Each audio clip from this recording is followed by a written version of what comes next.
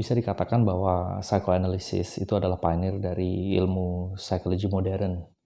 Ide-ide Sigmund Freud mengenai kejiwaan dan kepribadian itu sangat berguna bagi perkembangan ilmu psikologi, terutama juga dalam hal psikoterapi, kemudian perawatan kepada orang-orang yang bermasalah mental, kemudian penyimpangan seksual. Nah, di dalam sastra, ide-ide Sigmund Freud ini itu digunakan untuk menganalisis si penulis ataupun karakter-karakter di dalam sebuah karya sastra, misalnya di novel atau short story atau cerita pendek. Karena treatment dari pasien itu serupa dengan bagaimana si analis gitu ya, atau peneliti itu meneliti karakter di dalam sebuah karya sastra, termasuk si penulis sendiri.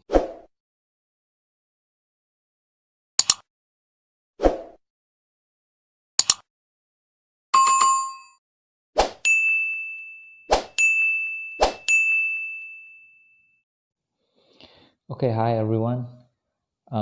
Berbicara mengenai psychoanalysis atau psychoanalytic criticism, itu tidak mungkin jauh dari Sigmund Freud, sang pendiri atau pencetus ide ini ya. Meskipun nanti pada perkembangannya psychoanalysis akan berkembang ke dalam beragam macam pola pikir dan diaplikasikan di banyak ilmu, termasuk di dalamnya feminisme dan ilmu gender gitu. Nah, ada keterkaitan yang erat antara psikoanalisis dengan sastra.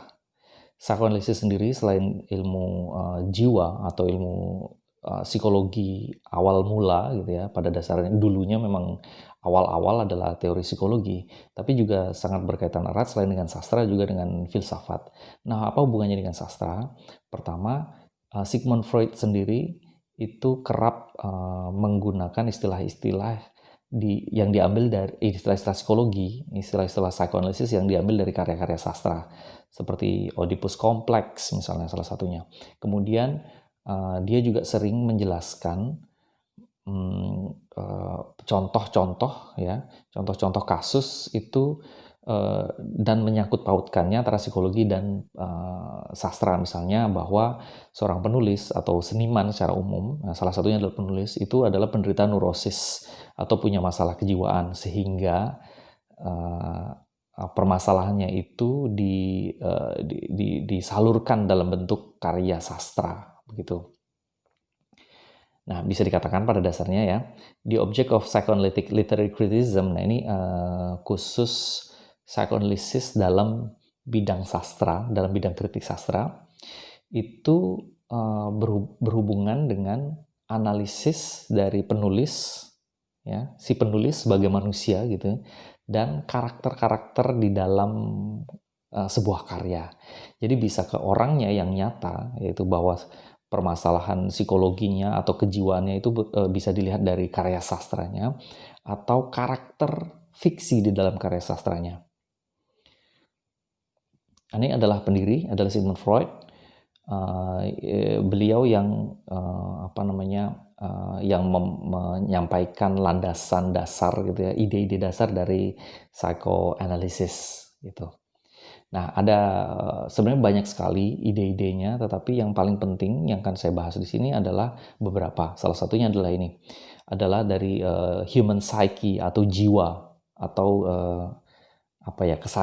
ketaksadaran manusia gitu ya.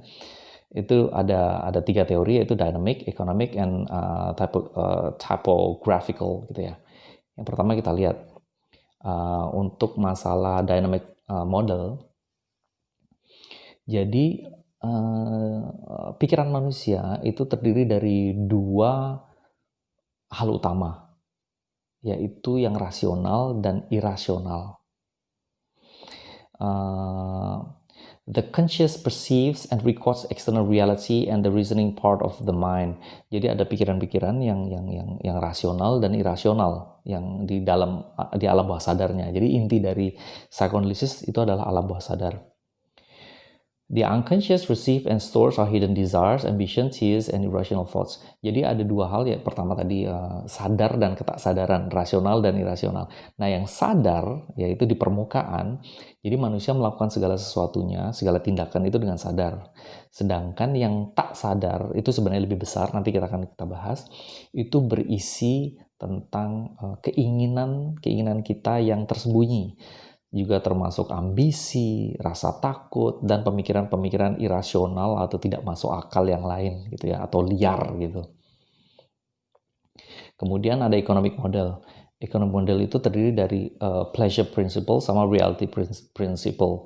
Ini pada dasarnya serupa, yaitu berhubungan dengan alam sadar dan tak sadar, dan kemudian berhubungan juga dengan pola pikir rasional dan irasional.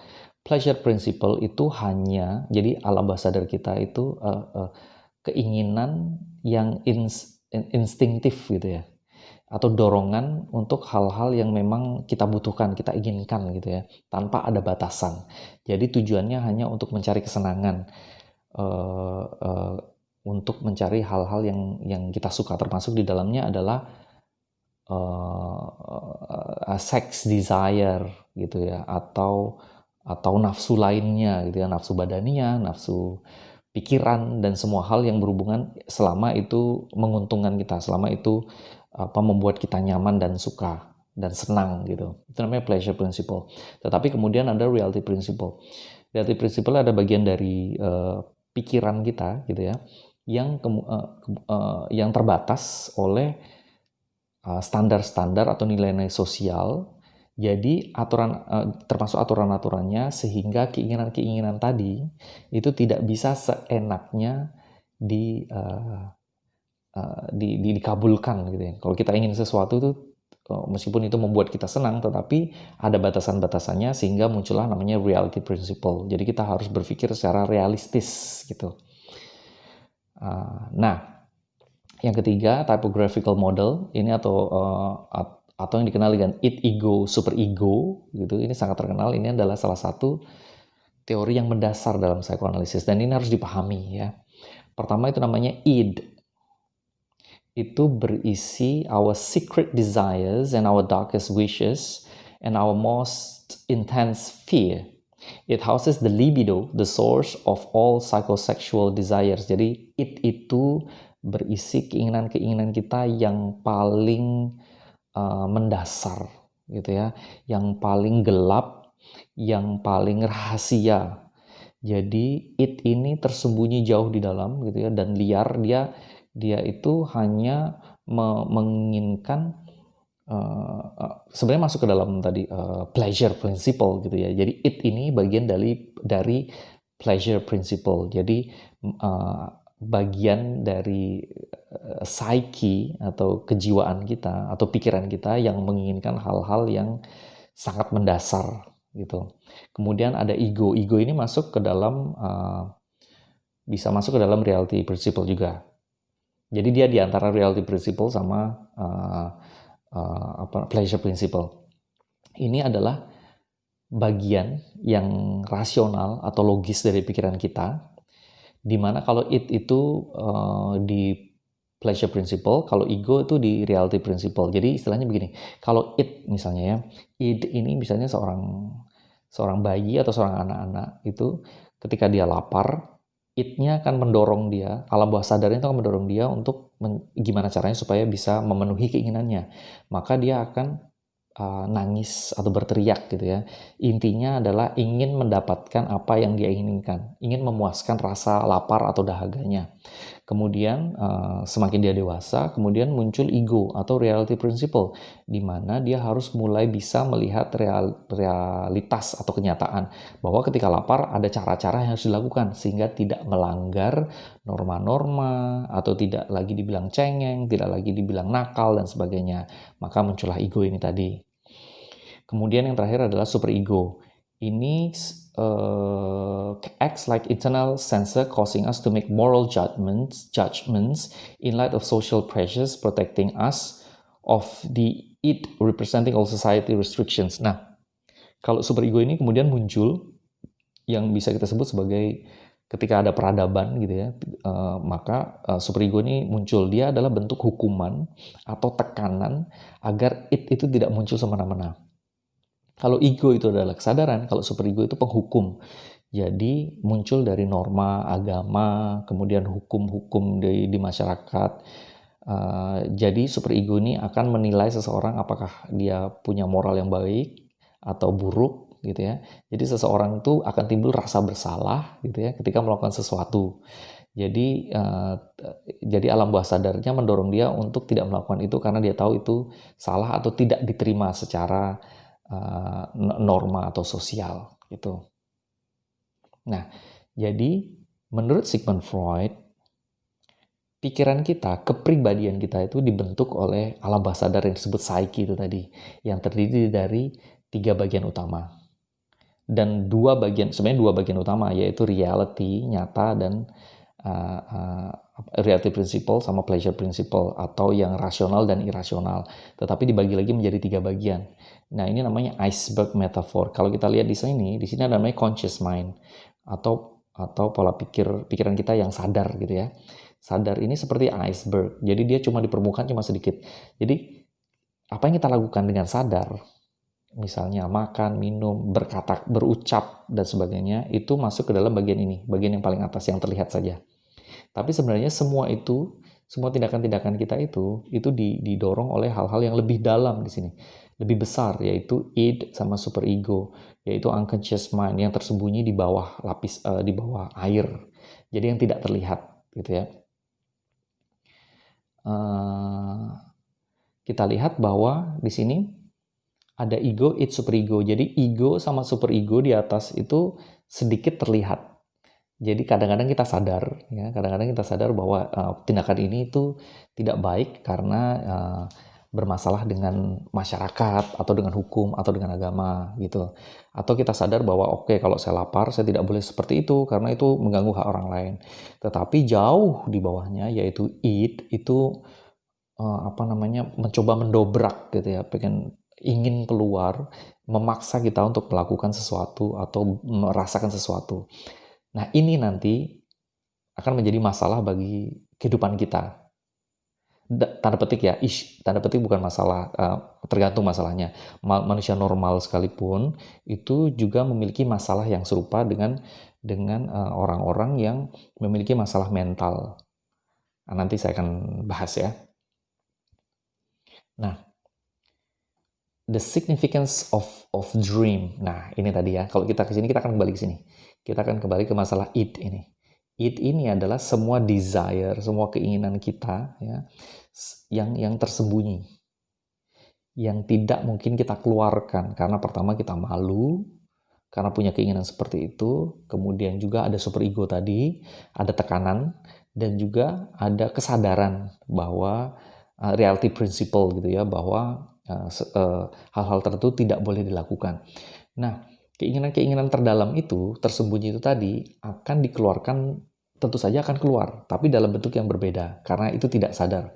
Dalam bentuk mimpi, salah satunya ya. Jadi, misalnya gini ya, the child has stored many painful memories of repressed sexual desires, anger, rage, and guilt in his or her unconscious. These feelings and emotions repressed come into conscious in form of inferiority, irrational thoughts and feelings, dreams and nightmares.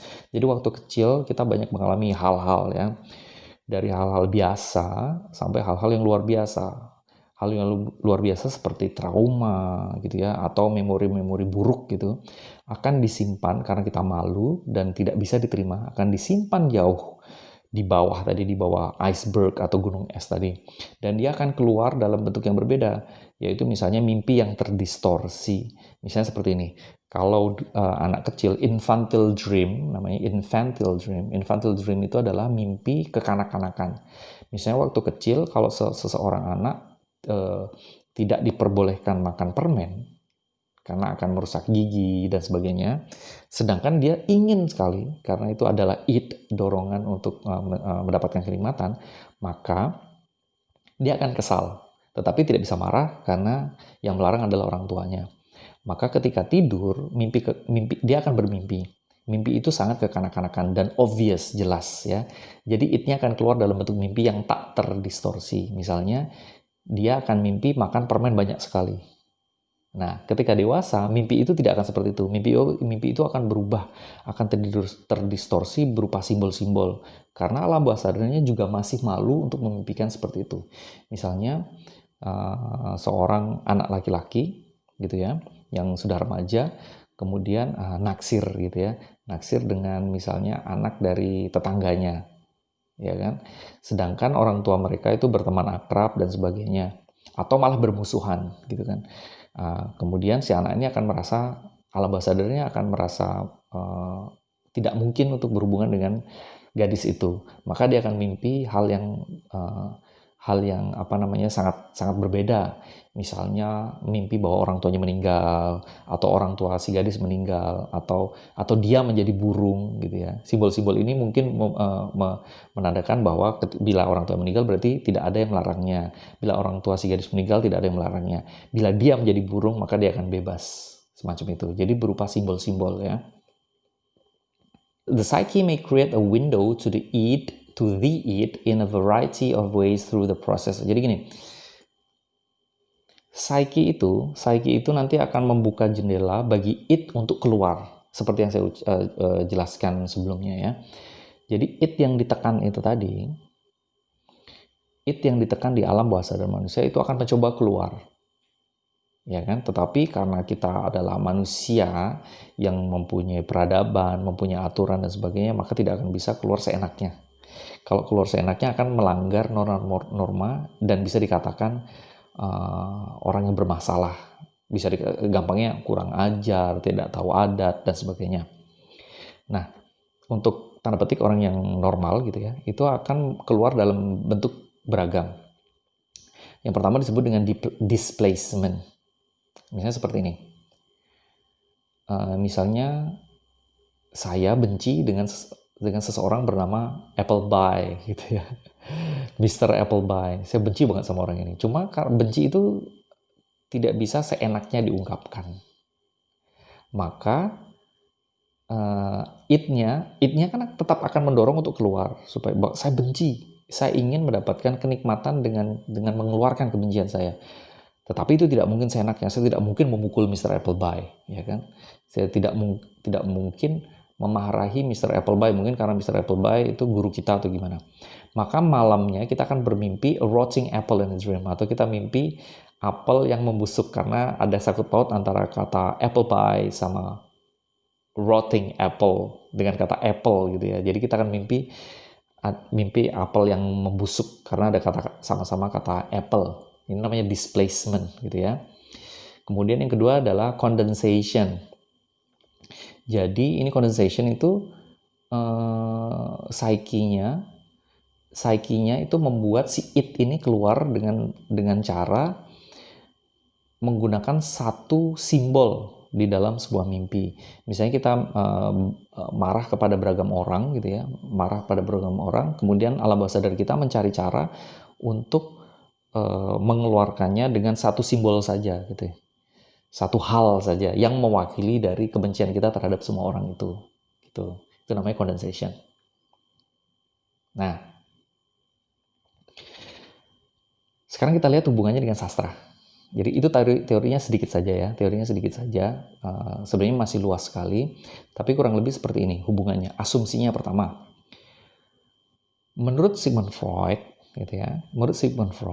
bahwa semua seniman, termasuk penulis, itu menderita neurosis atau masalah mental yang minim, yang kecil ya. Kan ada neurotik, ada neurosis, psikosis. Neurosis itu masalah kecil, syaraf, tidak terlalu bermasalah. Sebenarnya kita semua neurosis gitu ya, punya masalah sendiri. Tapi kalau psikosis itu yang ekstrim, misalnya ya kita katakan saja orang gila gitu ya. Orang gila itu disebut psikosis. Kalau neurosis itu hanya masalah-masalah kecil seperti fobia gitu. Kemudian ketakutan dengan hal-hal tertentu, latah dan sebagainya, hal-hal kecil yang berhubungan dengan syaraf. Nah, sebenarnya para penulis itu memiliki masalah neurosis, masalah kejiwaan gitu ya. Dan untuk lari dari itu, mereka menciptakan seninya. Jadi, seni itu diciptakan oleh orang yang menderita masalah kejiwaan. Oleh sebab itu, kita bisa tahu permasalahan atau sifat atau kepribadian dari seorang penulis atau seniman itu dari karyanya, dari simbol-simbol. Kalau alam bawah sadarnya, it mencoba keluar ya. It mencoba keluar, caranya adalah dilemparkan ke dalam karya sastranya. Oleh sebab itu, sebuah karya sastra bisa dianalisis ya, atau seorang penulis bisa dianalisis dengan cara melihat karya sastranya. Gitu. Kemudian yang kedua, asumsi yang kedua adalah motivation for writing any story is to gratify some secret desire, some forbidden wish that probably develop in the author's infancy. Tetapi tentu saja ini tidak dilakukan dengan sadar, harus ada analisis tertentu. Nah tugas dari si peneliti, researcher gitu ya, peneliti sastra itu adalah melihat simbol-simbol dan biografi atau kehidupan si penulis dari hal yang paling umum sampai sekecil mungkin. Dan si penulis sendiri itu biasanya tidak sadar. Yang sadar, yang bisa menginterpretasikan adalah si peneliti tentunya ya, peneliti karya sastranya. Karena asumsinya adalah si penulis itu menyimpan secret desire-nya gitu ya, yang paling gelap, sisi paling gelap di dalam kehidupannya waktu masih kecil atau dalam perkembangannya, dan secara tidak sadar dimasukkan ke dalam karya sastranya. Kemudian latent content, it is the wish of the dream. Jadi keinginan dari si penulis gitu ya, itu juga dimasukkan di situ. Dan keempat adalah manifest content. When the unconscious allow the dreamer to remember a somewhat changed and over time radically different dream. Oke. Jadi asumsinya pada dasarnya yang berhubungan dengan mimpi dan karya sastra itu seperti itu. Jadi itu akan mendesak keluar, alam bawah sadar manusia akan mendesak keluar dalam bentuk beragam untuk penulis atau seniman ya, dalam bentuk itu, dalam bentuk karya-karyanya ya. Metodologinya seperti ini untuk menganalisis sebuah karya sastra dalam psikoanalisis ya. Pertama adalah psychobiography.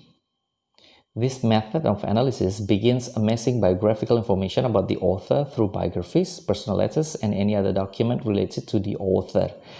Jadi apapun yang berhubungan dengan penulis itu bisa digunakan untuk melihat alam bawah sadarnya.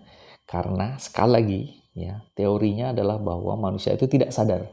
Jadi misalnya sebagai seorang penulis, misalnya saya sebagai seorang penulis, saya menggambarkan seorang karakter yang secara tidak sadar itu menggambarkan misalnya saudara saya sendiri, saudara kandung saya sendiri. Tapi saya tidak akan mengakuinya karena enggak, sebenarnya saya dengan sadar saya menggambarkannya tidak merujuk ke adik saya. Tapi itu kan hanya yang di permukaan. Karena alam bawah sadarnya ternyata dia memang mencerminkan itu sebagai adiknya. Ya, karena alam bawah sadar. Nah, itu dari mana kita bisa tahu? Dari mana orang bisa tahu?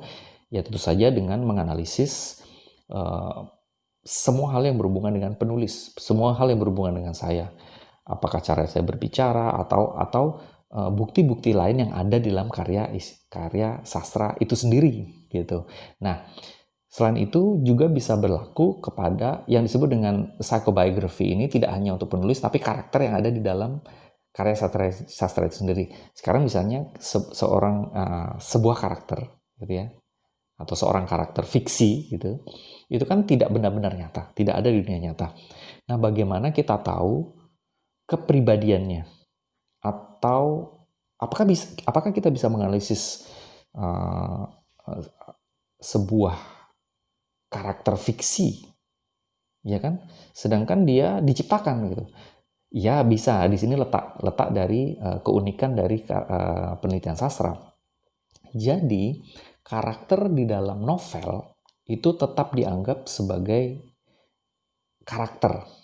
Jadi perlakuannya tetap sama seperti anggap saja pasien gitu, atau orang atau manusia secara umum. Di situ dia berpikir, dia punya memori, dia punya kata-kata dan sebagainya. Misalnya kita mau mengatakan bahwa seseorang di dalam karya sastra itu satu tokoh, satu karakter dalam karya sastra itu menderita misalnya kelainan seksual, misalnya Misalnya apa ya, fetish ya, fetish gitu ya.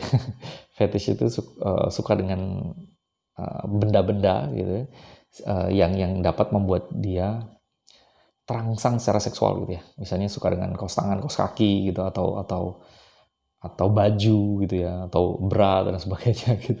Nah, kita akan cari apa penyebabnya. Carinya di mana? Ya dalam karya sastra itu.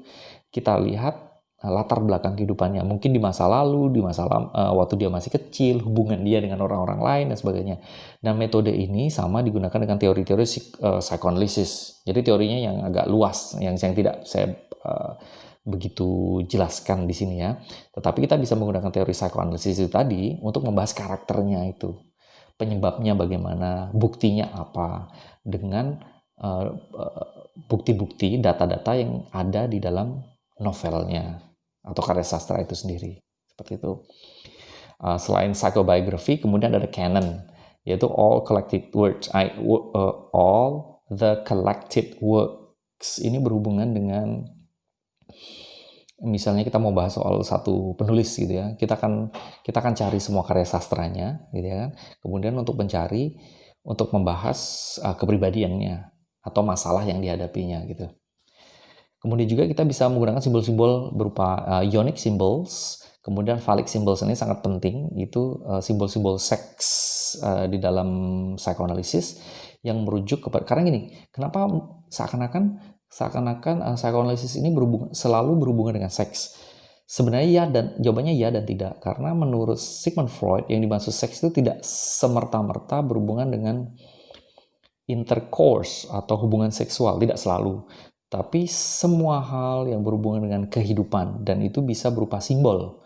Misalnya gini, ionic symbols itu merujuk ke hal-hal yang berhubungan dengan keperempuanan. Misalnya seperti bunga atau cup itu apa? Cangkir gitu ya, mangkok, atau hal-hal yang berhubungan dengan terbuka gitu ya. Phallic symbols itu misalnya a tower, sword, kemudian pen. Maknanya apa sih? Misalnya gini, phallic symbol itu menunjukkan maskulinitas. Di dalam sebuah novel ada seorang pangeran yang tinggal di sebuah tower, menara, dan dia sangat berkuasa. Nah, ini sudah menunjukkan simbol maskulinitas, simbol kelaki-lakian, yaitu berupa kekuasaan. Simbol tower itu berhubungan ciri-ciri laki-laki, if you know what I mean ya. Dan itu juga menunjukkan simbol kekuasaan bagi seorang laki-laki. Itu. Makanya nanti sebenarnya psikoanalisis nanti akan berkembang, akan melalui banyak kritik dari kaum feminisme, meskipun mereka juga menggunakan psikoanalisis gitu ya. Kemudian mereka akan mengembangkan psikoanalisis, interpretasi psikoanalisis mereka sendiri gitu. Nah, makanya ini psikoanalisis menjadi ilmu yang sangat luas nantinya ya. Oke. Sudah habis ya. Oke, jadi terlalu banyak yang harus disampaikan mengenai psikoanalisis, tetapi untuk saat ini saya pikir cukup ya. If you have any questions, please write in the comment section ya. Tulis saja di situ dan dukung channel ini supaya bisa terus memberikan konten-konten ya yang berhubungan dengan budaya, bahasa, sastra, dan hal-hal di sekitarnya gitu ya. Okay, I think enough for today. Thank you very much. See you next time. I'm out.